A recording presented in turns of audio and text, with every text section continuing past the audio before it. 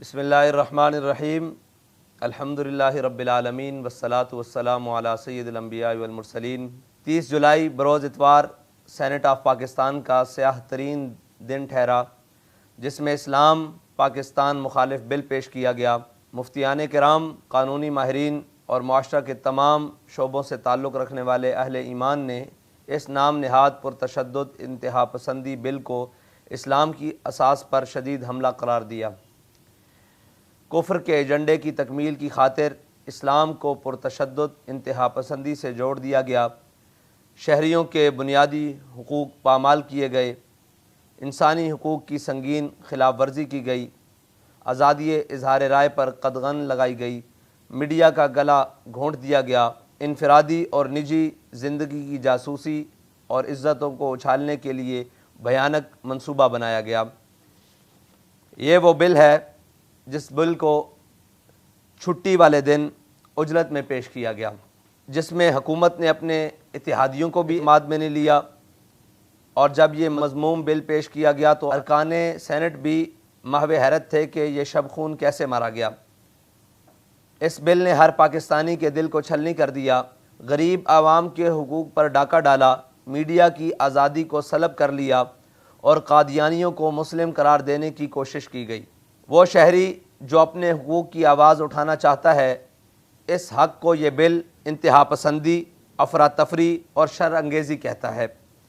جو شخص اپنے حقوق کی آواز بلند کرے یا کسی بھی معاملات میں حکومت کے خلاف بات کرے تو اس کی نجی زندگی کو تباہ کرنے کے لیے یا اس کی نجی زندگی کی جاسوسی کرنے کے لیے یہ بل ہر سرکاری ادارے اور ہر حکومت کو اجازت دیتا ہے۔ آئین پاکستان کے اندر لکھا ہوا ہے کہ پاکستان کے اندر کوئی قانون اسلام، قرآن و سنت کے منافی نہیں بنے گا۔ یہ بل اسلام کی ہر بات سے ٹکراتا ہے،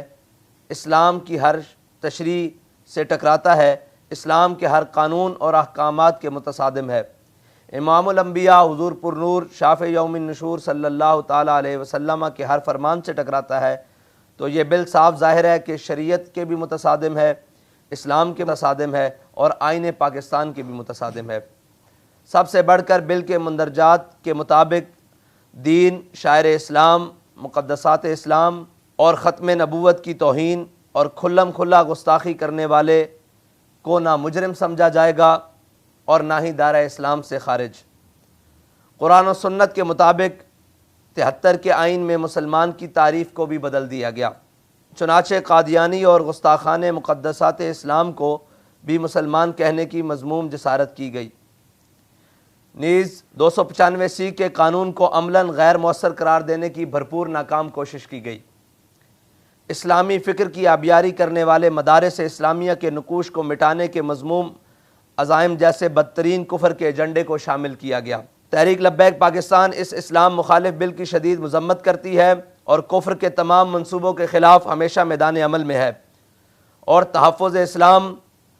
تحفظ ختم نبوت، تحفظ ناموس رسالت اور تحفظ نظریہ پاکستان، بقائے پاکستان اور حقوق عوام کے لیے ہمیشہ میدان عمل میں رہے گی۔ تحریک لبیک پاکستان ہر اس کردار کو بے نقاب کرے گی جس نے یہ بل پیش کیا یا جس کی خواہش پر پیش کیا گیا یا جو اس پر خاموش تماشائی یا خاموش حامی رہے۔ انشاءاللہ تحریک لبیک پاکستان اس کو بے نقاب کر کے عوام کے سامنے لائے گی۔ اس بل کے ظاہری و پوشیدہ کرداروں کو اور کفر کے اعلی کاروں کو یہ پیغام دینا چاہتے ہیں کہ انشاءاللہ اسلامیان پاکستان تحفظ اسلام کے لیے، تحفظ پاکستان کے لیے اور حقوق عوام کے لیے اپنے آخری خون کے قطرے تک قربانی دینے کے لیے تیار ہیں، اور اگر کسی بھی غیر ملکی ایجنٹ کو اور کسی بھی غیر ملکی اشارے پر چلنے والے کو یہ غلط فہمی ہے کہ پاکستان کے اندر اسلام کی اساس کو مٹا دیا جائے گا یا پاکستان کے آئین کو ختم کر دیا جائے گا یا جس مقصد کے لیے پاکستان کو بنایا گیا یا جس مقصد کے لیے پاکستان لیا گیا اس کو ختم کر دیا جائے گا، یہ اس کی ایک خام خیالی ہے۔ انشاءاللہ جب تک پاکستان میں امام الانبیاء صلی اللہ تعالیٰ علیہ وسلم کے عشاق بستے ہیں اور اپنے وطن سے محبت کرنے والے پاکستانی رہتے ہیں، اس آخری سانس تک تحفظ اسلام کے لیے، تحفظ پاکستان کے لیے اور عوام کے حقوق کے لیے انشاءاللہ میدان عمل میں رہیں گے. لبیک یا رسول اللہ لبیک، لبیک لبیک یا رسول اللہ لبیک، لبیک